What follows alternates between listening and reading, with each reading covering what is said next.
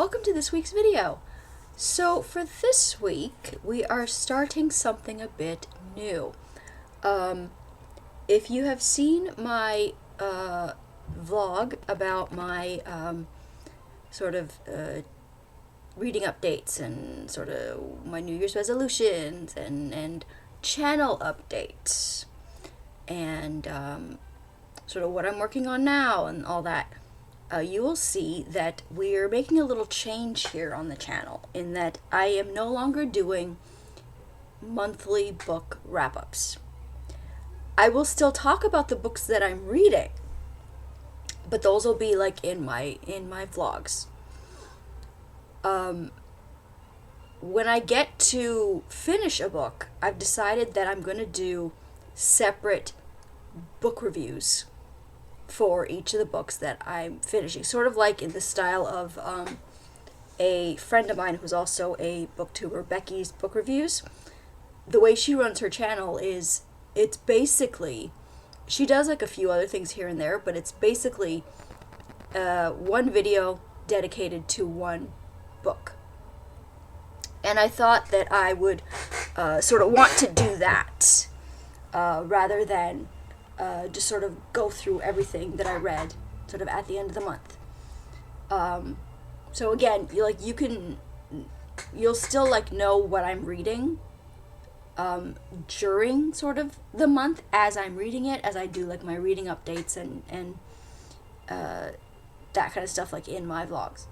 But in terms of end of the month wrap-ups, we're not doing those anymore. Instead, we're going to be doing dedicated videos to dedicated books that I have finished. And for our first book review of 2024, we have The Beast by J.R. Ward. And now a warning. These book reviews will be spoilery. I will put like in the title description as well. Anytime that I do a book review, I will put in the title description that it will be spoilery. So if you haven't read this yet, I would click off the video for now, go read it, come back once you've read it. So this is book 14, I believe, in the Black Dagger Brotherhood series. And she has, J.R. Ward has started to revisit some couples. The previous book was it The King or The Shadows? I think it was The King. I think the previous book was The Shadows. Do we have a list of the... God.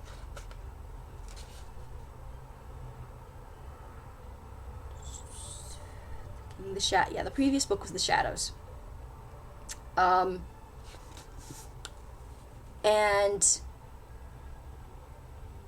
so she's up to number 14 now. And the book before The Shadows was The King, which was a revisit of Wrath and Beth. Now in this book, we are revisiting Rage and Mary. And sort of they're in a place where they're really sort of, there's a little bit of a disconnect. Because Rage is sort of starting to have a hard time with the whole Mary's never going to be able to have any children. That was sort of the deal that was made with the scribe virgin that saved Mary from dying from cancer. But since when something is given, something has to be taken away for balance in the universe, they will not be able to have any children. So there's a little bit of a it's really starting to hit Rage.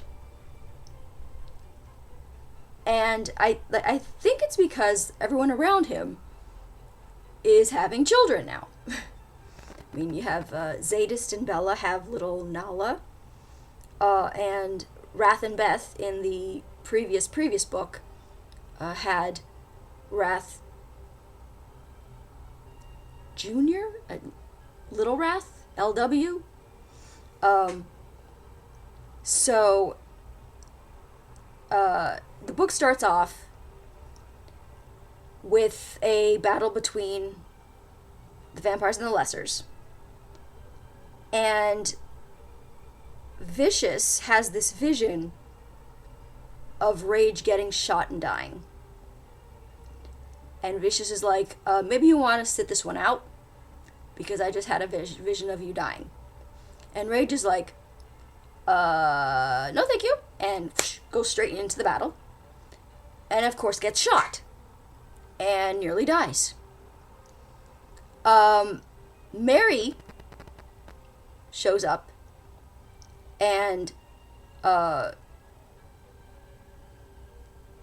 saves him-ish. But first, like, Vicious goes to his mother and is like, hey, Mom, my friend is about to die. Can you, do your little thing? And the scribe virgin is like, well, everybody dies. So, nah. And Vicious is like, you hoe? And Mary, and Vicious leaves his mother. And Mary somehow figures out a way to get the beast in Rage to come out to save him. Now, I choose to believe that it was the scribe virgin who put that in Mary's brain to figure out how to save Rage. Why the scribe virgin didn't just tell Vicious, okay, yes, I will save your friend?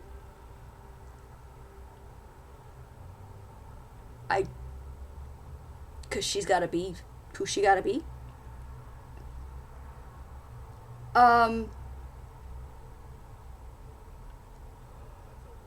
But I wonder if it's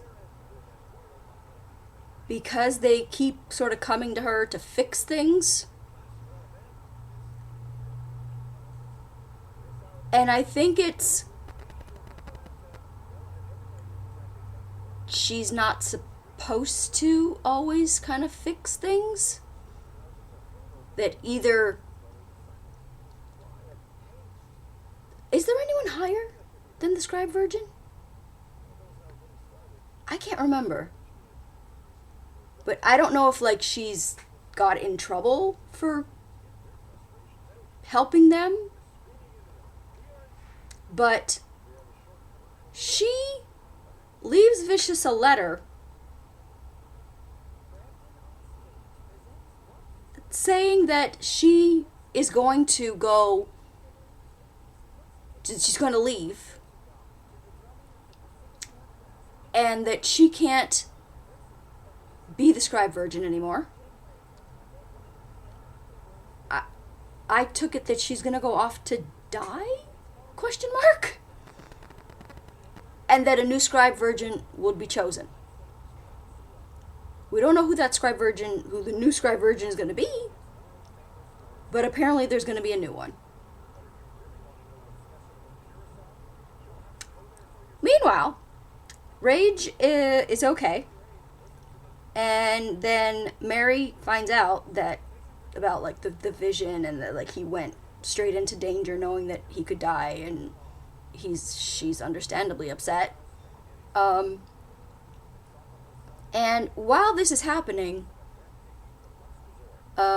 Mary, who works at the social services place with Marissa? Butch's Marissa? They are, there's this little girl there called Biddy. And Biddy's mother dies. Um, and she is left with nobody. Her father was an abusive piece of shit, and I can't remember what happened to her father right now. I think he killed himself, but I know that he beat the mother, and that the mother ended up dying. And so Biddy is now an orphan. Now, let me say, you could see right from the beginning exactly where this was going. I knew exactly what was going to happen here. And I didn't mind one bit. I was so looking forward to the journey. And it was everything I wanted. So, Mary decides that she's gonna, bring Biddy home with her until they find this elusive uncle that is supposed to take Biddy. Except, surprise, surprise, there is no uncle. Or at least there's no uncle that promised to take care of Biddy. So, Mary and Rage decide that why not? Why not take Biddy and raise her with us? Why not we adopt her? I really liked how, as they're sort of, taking care of Biddy, and sort of before they come to the resolution of let's keep her here, let's keep her and raise her as part of our family. I love how Rage and Mary actually have conversations about what they're going through, because when Mary finds out that Rage just sort of went into danger without, thinking of anything, without thinking about her, without thinking about his own safety, again, she's understandably upset.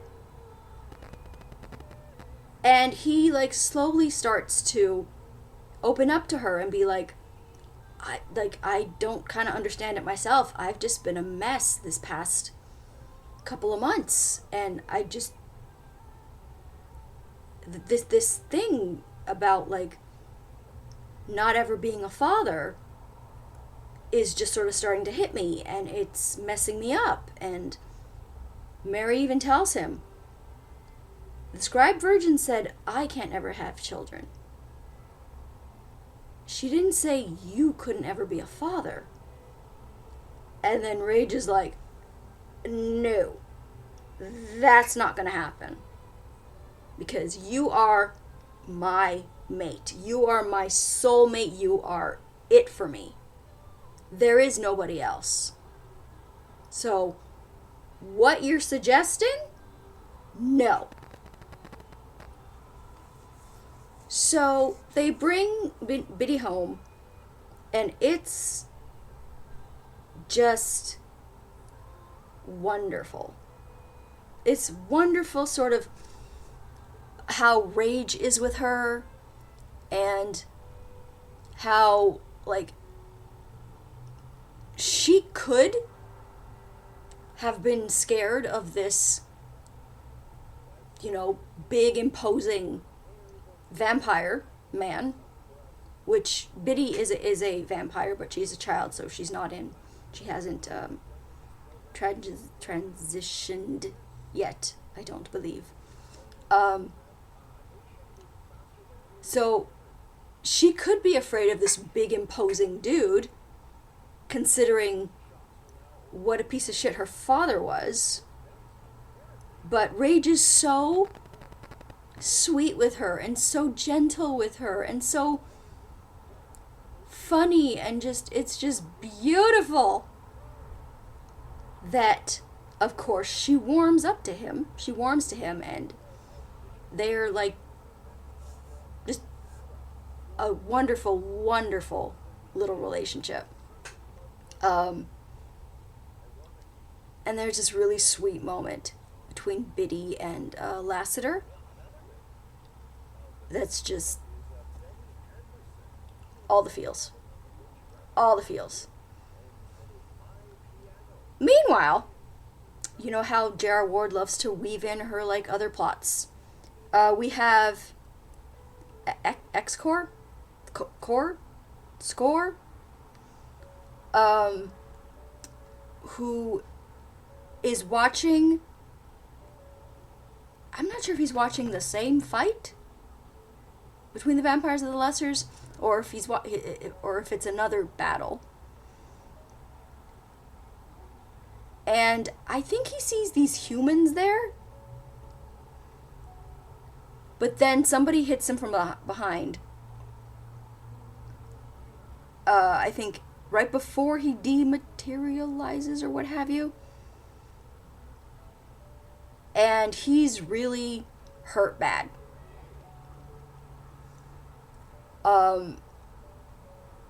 And he's taken by the Brotherhood. I can't remember who it was that brings him back to the house. Because they want to kill him a little bit because of what he did to Wrath in The King. But they want to... I think they want to heal him first before they can kill him. Before they kill him. So instead of just letting him die, they bring him to the house to take care of him. But who else is also in the house? Layla. A very, very, very, very pregnant Layla, who is about to pop. And she senses that he's there, and he senses that she's there, but they can't see each other because the Brotherhood is not supposed to know that they have happy pants for each other. And the Brotherhood sort of do their best to keep Layla away from the room that X-Core or what have you is in.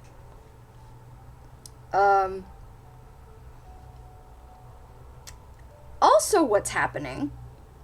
The humans. There's this girl named Jo, and she's friends with this guy, and the guy ends up taking video of the I believe the battle with the Brotherhood with the Lessers. So here he is with video proof of vampires. And he wants to go to the press with it. I don't remember what Jo does. I think she's in news. Is she in the newspaper? Or does she just know the newspaper guy? I can't remember. But turns out that Jo, I think, has found out that she was adopted? Or has she always known that she was adopted and now she's looking for her birth family? And as I was reading about Jo and everything like this, I'm like, why are we spending so much time with these humans? Like, why is Jo important? Like, why? is she like going to be featured in like a separate series or something? Because I know that J.R. Ward has the Legacy series with Paradise and all those like less sort of trainee vampires, sort of like trainee kids and stuff. So I didn't know if like Jo was gonna like sort of be weaved into that. But we find out, and again, this is spoilery, so we find out that she has a connection to some of our people. Specifically, one of our people. Turns out that Jo's birth family, biological brother, is Manny. Payne's Manny. Dr. Manny. Dr. Manny, who worked with Jane. Now, they don't meet in this book. I'm guessing they meet in like a later book. But yeah. So Jo is definitely going to be sucked into the Black Dagger Brotherhood world. And I'm very sort of interested to see how that sort of plays out and who she's going to be matched with, because of course I want to see, you know, I'm here for the romance. Yeah. So Jo is Manny's sister. And I'm very looking forward to sort of that reveal. I have one nitpick with this book, apart from the Assail scenes, because I just flipped through those because I cannot stand that character. I have no interest in that character. I hate Assail with every fiber of my being. I do not want this piece of shit to get a happy ending, which leaves me torn because I know he gets his own book. I don't want to read his book. But, as I said before, J.R. Ward is a sneaky bitch who weaves in subplots with other characters in her books. You have the main romance, but you have the separate subplots going on. Like, this is Rage and Mary's book, but you get this subplot with this human Jo who finds out that Manny is her brother. You get the subplot with a very pregnant Layla. So, I'm torn about what I'm going to do when we get to Assail's book. I can tell you right now, it's going to be a very short read. Because I'm not going to read his story. I hate him. I don't see hero when I see Assail. I see a dude who was in business with the Lessers. It wasn't like he was in business with them and then they started attacking his people. No. He was in business with them and in like drug deals and like financial dealings and stuff with them, with these bastards who are killing off your people. I'm sorry, I hate him.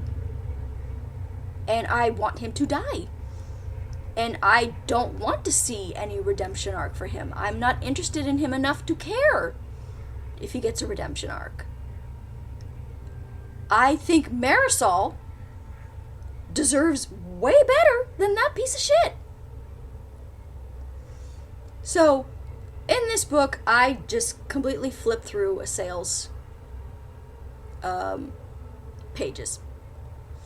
So that is not my nitpick with this book, because that's just standard at this point.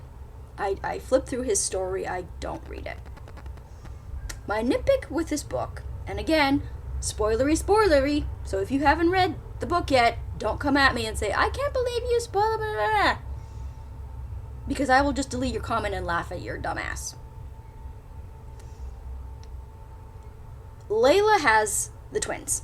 Layla gives birth to the twins. A boy and a girl. The boy is born fine, healthy. The girl is born dead. Ish. Turns out she's like mostly dead Marvin from Supernatural. So, in this moment where they think this baby girl is dead, of course everybody is grieving, and Quinn has this really sort of heartbreaking moment where he realizes that the vision that he had of the little girl in the Fade that he thought was a vision of his future, of the future child that he was going to have, was actually a vision of his dead daughter in the Fade, in heaven, in their version of heaven. And that was a heartbreaking, exquisitely painful moment. And then they ruined it by bringing the baby back to life. And I thought that that was a huge cop-out. It felt like to me that that is the direction J.R. Ward wanted to go. That one baby lives and one baby dies. Because the emotional power of that was just heartbreaking and just, we haven't had, to be fair, in 14 books, we haven't had a lot of loss in this series. There's always sort of been a last minute fix it. The last, I think, true loss that we had was Wellesley. And I know that some people are still mad about that and wish that she hadn't done that. And of course, I'm sad about it. But I'm not mad about it because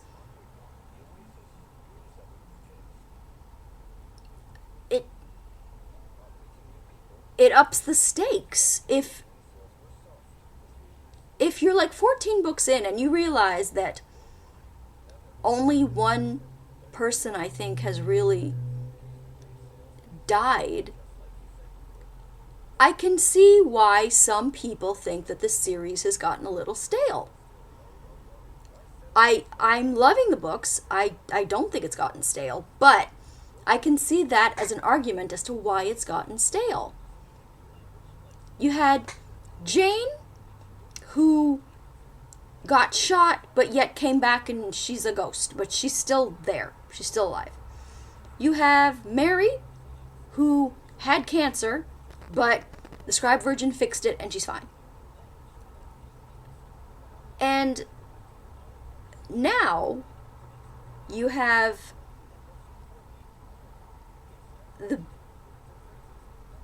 this baby girl who, in my opinion, as a writer, I kind of feel like that's the direction J.R. Ward wanted to go. She wanted to have one baby that lived and one baby that died. But either her editor or the publisher or somebody was like, no, you can't kill a baby.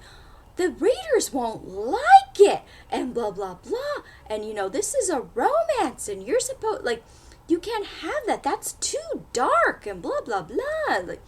So I feel like they talked her, or somebody talked her into changing it. And that's disappointing. Because it feels like They all have plot armor. And there's no high stakes at this point.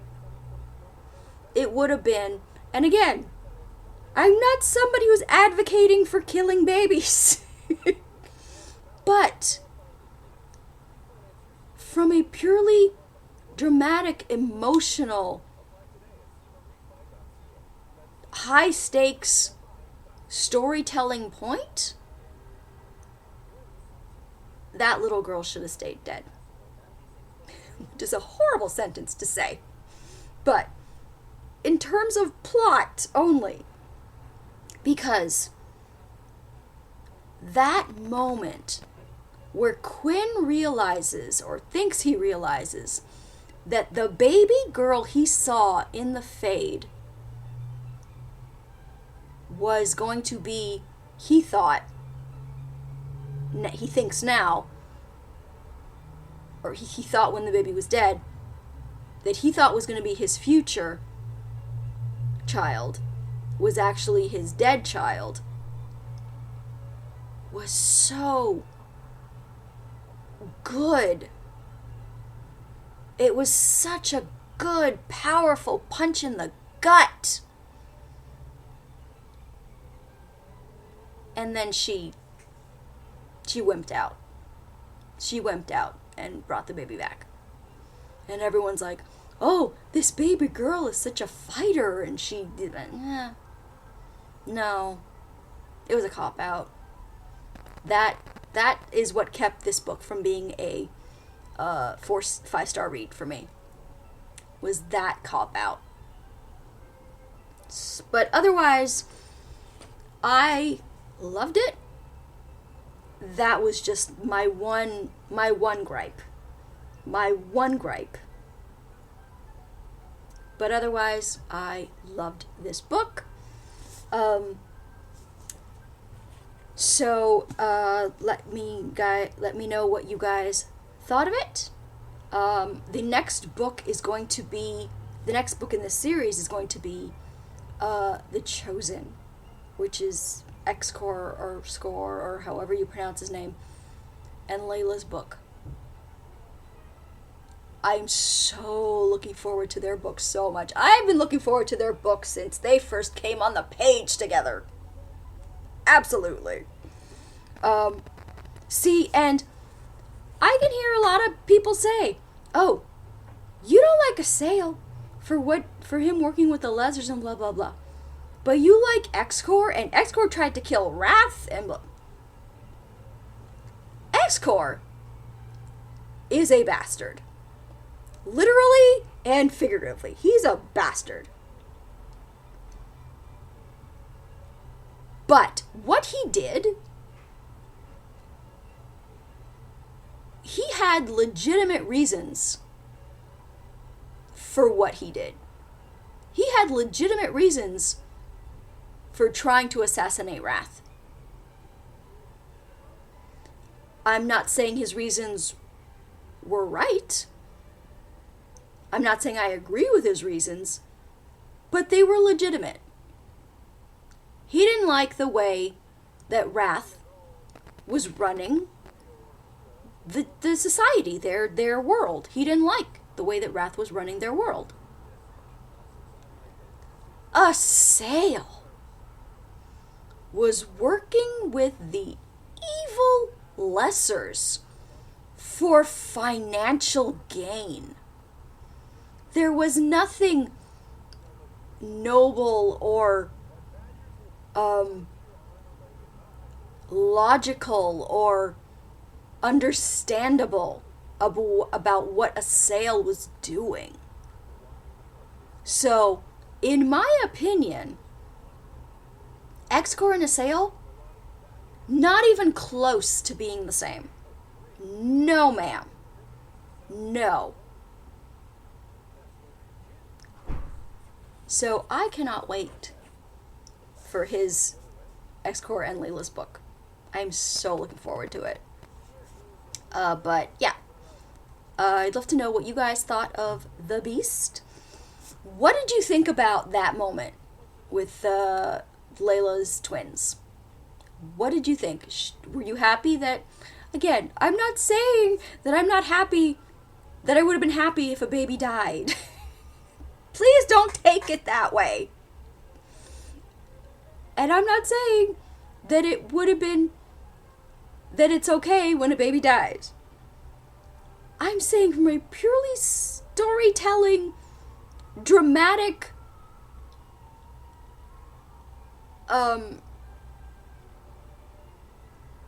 keeping up the high stakes of this series, that's what should have happened. The baby should have stayed dead. What did you guys think of that moment? And yeah, I guess that's going to be it for this week's video. That was Jara Ward's The Beast. So follow me on Twitter at twitter.com/authorejamie. Like my Facebook page at facebook.com/authorejamie. And I will talk to you guys next time. Bye!